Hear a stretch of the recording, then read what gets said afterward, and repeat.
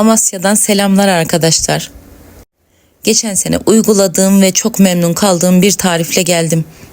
Lütfen kanalıma abone olun. Şimdi sizlere sebzeleriniz için çok inanılmaz güçlü bir kür tarif vereceğim. Gördüğünüz gibi elimde tuttuğum hamur kabartma tozu. Bunu şimdi sararmış salatalıklara, mantar gelmiş asma yapraklarına ve diğer sebzelere uygulayacağım. Çok güçlü bir vitamin olacak sebzelerimiz için. Üst pansuman için uygulayacağız. Şimdi hemen uygulamak için tarife geçelim. Şimdi bu gördüğünüz fısfısımız 2 litre. 1 tatlı kaşığı kadar koyuyorum. Diğer tarafa da burada seyrelteceğim bunu. Burada eriteceğim. Daha sonra seyreltip kullanacağım arkadaşlar. Şimdi 2 litrelik fısfısımıza su dolduruyoruz ve içine hamur kabartma tozunu ekledik.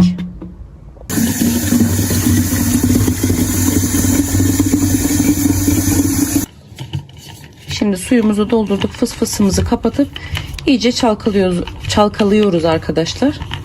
Daha sonra sebzelerimize uygulayacağız. Şimdi hangi sebzelerimize uygulayacağız onu göstereceğim.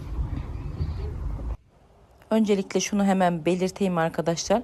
Çok karıştırılıyor ve soruluyor.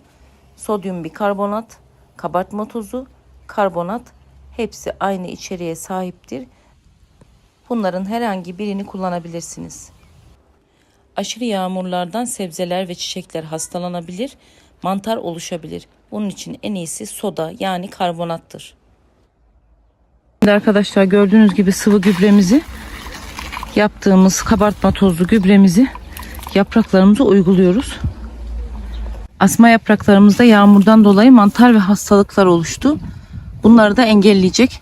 Gördüğünüz gibi yanıklar böyle oluştu. Bunlar aşırı yağmurdan dolayı oluyor arkadaşlar. Gördüğünüz gibi hep hastalık oldu. Şu üstünde beyaz beyaz da hem alt tarafında hem üst tarafında bunlar yağmurdan oluştu. Bu yüzden bunları da engelleyecek. Bolca püskürtüyoruz her yerine. Tabi bunu sırt motoruyla yaparsanız daha iyi olur arkadaşlar. Şu anda ben size göstermek için böyle yapıyorum. Sırt motoruyla uyguluyoruz biz bunu. İlaç makinamızda sırt motorumuzla. Sodyum bikarbonat birçok sebze hastalıklarına iyi gelmektedir. Külleme, bitlenme, salyangozlar, karıncalar gibi bazı zararlı böcekleri de uzaklaştırır. Beyaz bit, unlu bit, kırmızı örümcek gibi zararlıları da uzaklaştırır arkadaşlar. Ayrıca bu zararlıları uzaklaştırırken sebzelerimizi de besler. Uygulamayı ilk önce belli bir yerde yapınız arkadaşlar. Bir gün gözlemleyiniz, daha sonra tekrar uygulayınız. Miktarı çok olmasın. Gördüğünüz gibi arkadaşlar domateslerimizde, salatalıklarımızda, patlıcanda, biberde, tüm sebzelerde bu kürü uygulayabilirsiniz.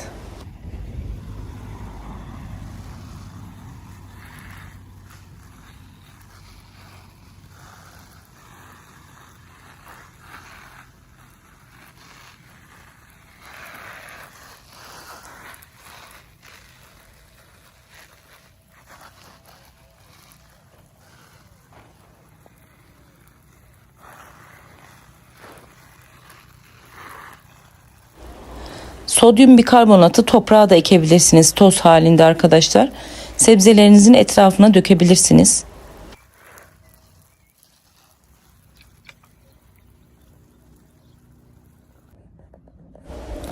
Burada yapmanız gereken hastalıklı yaprakları koparmanızdır arkadaşlar. Hastalıklı yaprakları iyileştirmez ama yeni oluşabilecek hastalıkları engeller.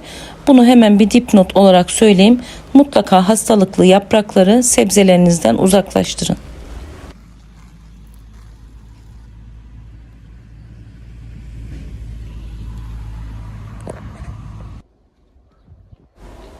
Güllerinizdeki bitlenme için ve çiçeklerinizdeki tüm bitler ve hastalıklar için uygulayabilirsiniz.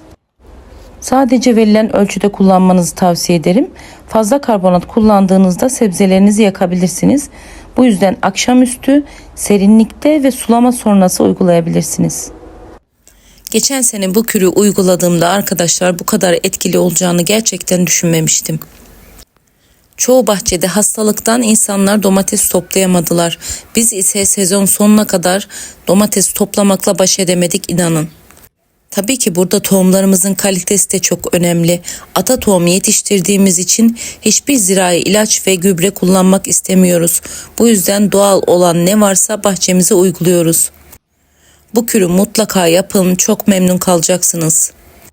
Tüm sebze fidelerinize ve ağaçlarınıza uygulayabilirsiniz. İnanın sebze toplamayla baş edemeyeceksiniz. Sebze fidelerim geçen sene hiç hasta olmadılar. Bu sene de hemen bu kürü uygulamaya başlayacağız. Isırgan gübresi de mutlaka verin. Onun tarifini de videonun sonuna ekleyeceğim. Umarım faydalı bir video olmuştur. Hayırlı, huzurlu, bereketli günleriniz olsun.